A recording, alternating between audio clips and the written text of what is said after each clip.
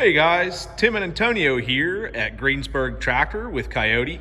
Today we are looking at the KIOTI CS2220 Tractor, which is brand new for Coyote this year. This one is equipped with the front end loader in the hydrostatic transmission. Of course, with all Coyotes, the entire 3-point hitch, including top link, will come with the tractor. They also do come with the drawbar, which is located just beneath the rear PTO on the tractor itself. On this particular CS2220, we have the R14 style tires, which are brand new from Goodyear. This one has the SL2420 loader, which is not only a skid steer front end loader, which is brand new for Coyote on the CS series this year, but is also a quick detach loader. So you can pull this whole loader assembly off in just a couple of minutes here. Up on the operator platform, some things have changed. So we remained with the side-by-side style hydrostatic pedals. Up around the operator seat, on the right-hand side, as you were seated in the seat, we'll have our range selector, loader valve lockout. So just push that to the side to lock your valve handle out. Just behind our loader valve, we'll have our 3-point hitch control, raise and lower of the 3-point hitch. As we move over to the dash, we'll have throttle control, PTO engagement, and our ignition. Slide us over. As we slide over to the left-hand fender, the yellow lever just right here will be our PTO control. So that will tell the tractor which PTO that we'd like to run, whether that be the mid-mount, mid and rear simultaneously, or just that rear mount PTO. Just behind that, we'll have our oversized cup holder, a nice little storage container for our cell phone or any other miscellaneous items we may have on the tractor. Just on the opposite side of that, we'll have 2 power outlets. The top one is going to give us 2 USB outlets. The bottom one is our normal 12-volt power outlet. Just forward of that, and I'll try to get you this angle here, this is where I'll set our cut height for the mower deck itself. We'll have everywhere from 1 to 4 inches of cut height available to us. Just next to that is our cruise control. I'll go ahead and hop up on the tractor to give you an idea what it's like to be in the operator's station. So seated on the machine, steering wheel is a tilt steering wheel, so we'll just move this blue lever forward to adjust that steering column however we'd like it in any position. Again, on the left-hand side, we'll have turn signals, both left and right, headlights, as well as horn. Again, back to the right-hand side, our electronic PTO engagement, throttle control, forward and reverse pedals. On the opposite side floorboard will be our parking brake and just regular old brakes. The parking brake set is this orange lever right here. Just pull up to engage our parking brake. Just behind my left heel is our locking rear differential. So we'll step and hold down on that pedal to engage the locking differential on this tractor. Just to give you a nice view over the hood, there's a big improvement with this tractor is the redesign of the loader and the front end. Now gives you much better visibility looking over the front of the tractor when you're doing loader style work. Now that we've gone over the operator station as well as the 3-point hitch and a brief overview of the front end loader on the tractor, let's just take a look at the general tractor itself. A big improvement and something that makes a huge difference on all tractors is this tractor's construction. That's correct, folks. Everything is steel on this tractor. We have done away with the plastic hood. It is now an all steel construction. The benefit is if you're getting a front end loader, unfortunately, something eventually is going to fall out of that bucket and land on the hood. With a steel hood, you keep a hood. It protects the engine. Plastic, as I'm sure you know, tends to shatter. In addition to not just the hood, but if we release our hood to pull it up, let's take a look at our engine. A big improvement and change this year for the CS2220 tractor is we are now operating a Daedong engine. So we have done away with the Shibora engine and have now moved on to a Daedong, which is a true Coyote built engine. Daedong is the parent company to Coyote themselves. Okay, folks, now we're going to focus on Antonio, who's seated on the CS2220 tractor from Coyote. We're going to go over the loader removal and installation, as well as going over the skid steer loader bucket. So whenever you're ready, Antonio, why don't you go ahead and fire up the tractor.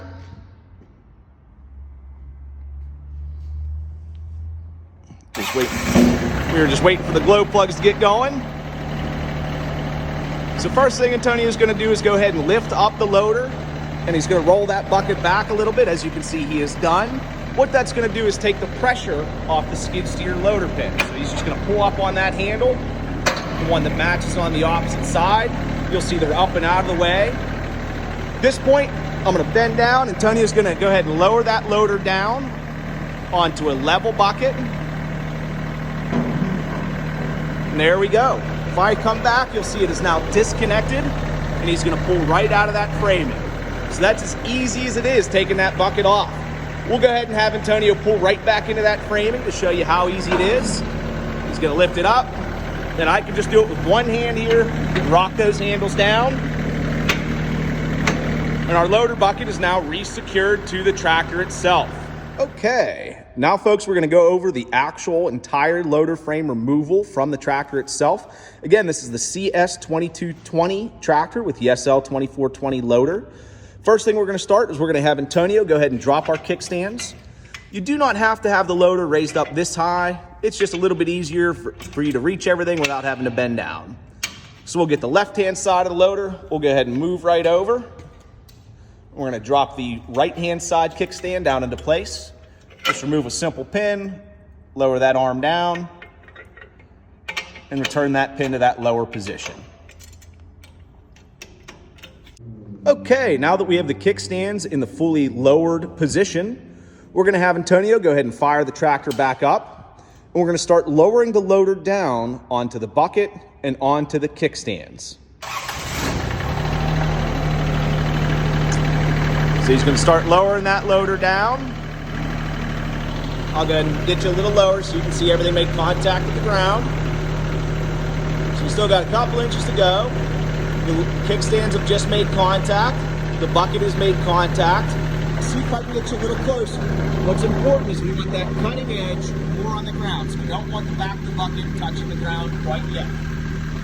So once we've done that, I'll slide you back onto the right-hand rear of the loader framing, and we'll see this big silver handle. We're gonna go ahead and lift up on that, just as Antonio's gonna do, pull out, then rotate it into the upward position. Perfect, we'll go ahead and do that on the opposite side, and we're just taking it slow, showing you how it all moves. Perfect. So at that point, we have disconnected the loader from this middle pin. We still have a cradle at the bottom. So now what Antonio's gonna do is he's gonna start lowering the back of the bucket to the ground. So as he does that, go ahead. You can see how we're lifting the loader frame. So just over there, it's lifting out of position. Now you can see we've separated from the cradle and the top pin. At this point, we are 100% disconnected with the front end loader. Our last and final step is gonna be disconnecting our hydraulic lines. All we do, and this is very important, make sure you turn the tractor off before we ever touch those hydraulic lines. Turn the machine off, just like Antonio's doing now. We're gonna move that loader valve control in all 4 directions, including diagonals. This tractor is gonna make over 2,000 pounds of force at those hydraulic lines, so you do have to be cautious. They're a simple quick connect collar, so just like your garden hose at home, pull down on the collar, the line separates just as easy as that. Okay guys, at this point we're going to show you how to return the loader back onto the tractor. So we still have it in that disconnected position. You can see the loader pin is not in the cradle at the bottom, and that heavy pin is not in the cradle on the loader frame itself. So Antonio, he's already just pulled forward while we were just talking about it. So he's going to start repositioning that loader back into position. So what he's going to do is start lowering the loader. There you go. So lowering it into position. Now he's going to roll that bucket just forward a little bit, again, to get that rear back off the ground, just as it was when we started taking the loader off. At this point, you can go and return those silver handles back into the lower position. Perfect. Antonio leaned forward just a little bit too much and got the seat safety to turn off, but he got back down quick enough. Boom, and you're back into position. At this point, the loader is fully reconnected. All we have left is lifting the loader back up and returning our kickstands to the storage position. Okay, ladies and gentlemen, so that has been an overview of the brand new CS2220 from KIOTI. Again, that's a 4-wheel drive tractor with locking differential, 22 horsepower, all steel construction.